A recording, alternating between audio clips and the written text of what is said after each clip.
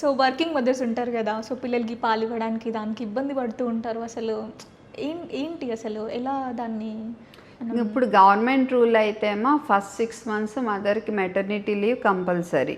But చాలా private organisations అవి implement చేయటం లేదు. అది మన దురదృష్టం. మన సిస్టమ్ మదర్స్ని పూర్తిగా సరిగ్గా సపోర్ట్ చేయట్లా. పోనీ ఆ లీవ్ దొరికినా చుట్టుపక్కల ఉన్నాళ్ళు పాలు సరిపోట్ల అని తెగ విసిగిచ్చి పడేస్తారు. హాస్పిటల్స్లో కూడా బేబీ ఫ్రెండ్లీ హాస్పిటల్ అని అంటున్నారు, కానీ ఎవరికి అంత ఓపికలు ఉండట్లేదు తల్లి దగ్గర సరిగ్గా గైడ్ చేయటానికి.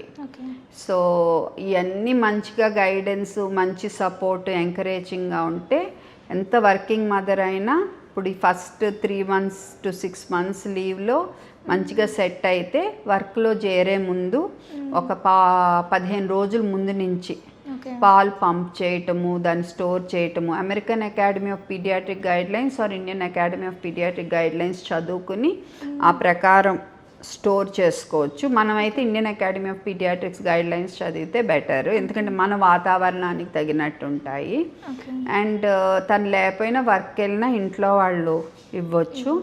అక్కడ కూడా వర్కింగ్ ప్లేస్లో ఒక చిన్న రూమ్ వీళ్ళకి అరేంజ్ చేస్తే అక్కడ కూడా వాళ్ళు పంప్ చేసుకోగలరు. బట్ నేను అన్నట్టు సిస్టమ్ సపోర్ట్ చేయట్లా వాళ్ళని. సో వాళ్ళు ఏదో రకంగా మరి ప్లాన్ చేసుకోవాలి. అంటే వాళ్ళు షేమ్ ఫీల్ అవ్వడం కరెక్టే అంటారా? వర్కింగ్ మదర్ షేమ్ ఫీల్ అవ్వడం కరెక్టే అంటారా? షేమ్ ఎందుకు? తల్లి బిడ్డకు పాలు ఇవ్వటానికి అసలు షేమ్ ఎందుకు ఉండాలి మనకి?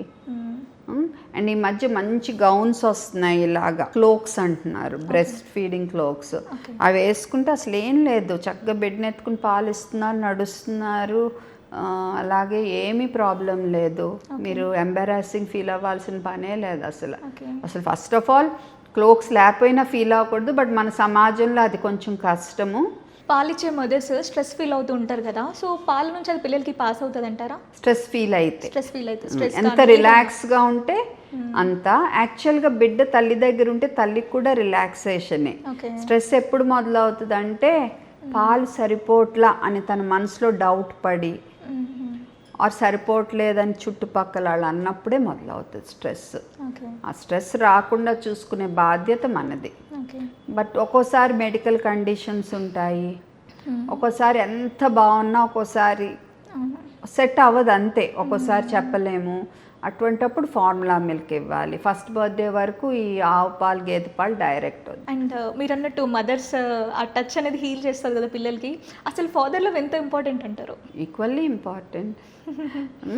Okay, parent is a parent కదా, కానీ సంహౌ ఆ తల్లి పేగు తెంచుకుని వస్తున్న బేబీ ఆటోమేటిక్గా తల్లికే అటాచ్మెంట్ ఎక్కువ ఉంటుంది. బట్ చెప్పలేము. ఇప్పుడు తండ్రి బాగా దగ్గర పెట్టుకుని చూసుకుంటే తండ్రికి అటాచ్ అవుతారు. ఇప్పటి పేరెంట్స్ అయితే చాలా అంటే ఓవర్ ఇన్ఫార్మ్డ్ ఉంటున్నారు. ఇన్స్టాగ్రామ్లో రీల్స్ చూడడము, ChatGPT ఇవన్నీ. అంటే చాలా మంది అసలు వాళ్ళు డాక్టర్స్ కాకపోయినా కూడా హెల్త్ టిప్స్ ఇస్తూ ఉంటారు. దాంట్లో మనం ఏది రైట్ ఏది రాంగ్ అని ఎట్లా డిసైడ్ చేయాలి? మైండ్ అంతా క్లటర్ అయిపోతుంది, కన్ఫ్యూజన్ అయిపోతుంది. ఫస్ట్ ఆఫ్ ఆల్ ఇది అడ్వర్టైజ్మెంట్లు చేసేవాళ్ళు, ఫార్ములా మిల్క్ కానీ, మిల్క్ మిక్సెస్ కానీ, గమ్మీస్ కానీ డబ్బాలు పట్టుకుని చూపించి మీరు ఈ పిల్లలకి ఇవ్వండి, మా పిల్లలకి ఇచ్చాము, బాగా పెరిగిపోతారు, హైట్ పెరిగిపోతారు. అడ్వర్టైజ్మెంట్ చేసే వాళ్ళని అందరినీ అన్ఫాలో అయిపోవాలి వీళ్ళు. ఎందుకంటే వాళ్ళు నిజాయితీగా చెప్పరు, డబ్బుల కోసం చెప్తారు. రెండోది ఓన్లీ క్వాలిఫికేషన్స్ చూసుకోవాలి. ఈ డాక్టరు పీడియాట్రిషియనా కాదా, పిల్లల గురించి చెప్తున్నారు చూసుకోండి, డిగ్రీ. పోనీ డైటీషియనా కాదా, ఇప్పుడు ఏదైనా ఫుడ్ గురించి చెప్తుంటే పిల్లలది, అదొకటి చూసుకుని ఆ 2-3 ఫాలో అవ్వండి.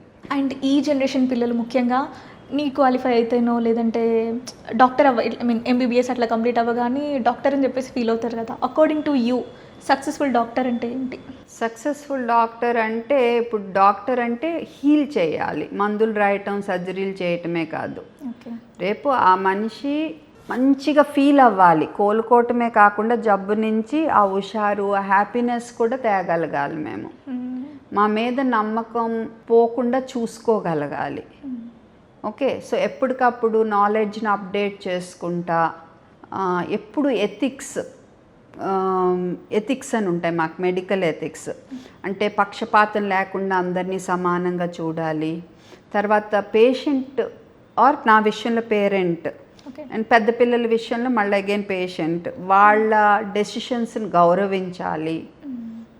ఇలా మాకు కొన్ని రూల్స్ ఉంటాయి. బ్రాండ్ ఎండార్స్మెంట్స్ చేయకూడదు, ఇది కూడా ఎథిక్స్లో భాగమే. ఓకే. సో ఇలా మాకు కొన్ని ఎథిక్స్ ఉంటాయి. ఆ ఎథిక్స్ని మనం బ్రేక్ చేయకుండా ఉండాలి. ఇవన్నీ అయితేనే మేము ఒక పరిపూర్ణ డాక్టర్. అండ్ ఇప్పుడు రోజుల్లో అయితే నా ప్రకారం ఓన్లీ మా క్లినిక్లో కాదు, బయట ప్రజలకు ఉన్నంతలో కొంత నాలెడ్జ్ ఇవ్వటం, ప్రథమ చికిత్స గురించి నేర్పించడం, జబ్బుల నివారణ గురించి అవగాహన కల్పించడం, ఇవి కూడా మా డాక్టర్స్గా మేము కొంత చేయాలనేది నేను అనుకుంటున్నాను.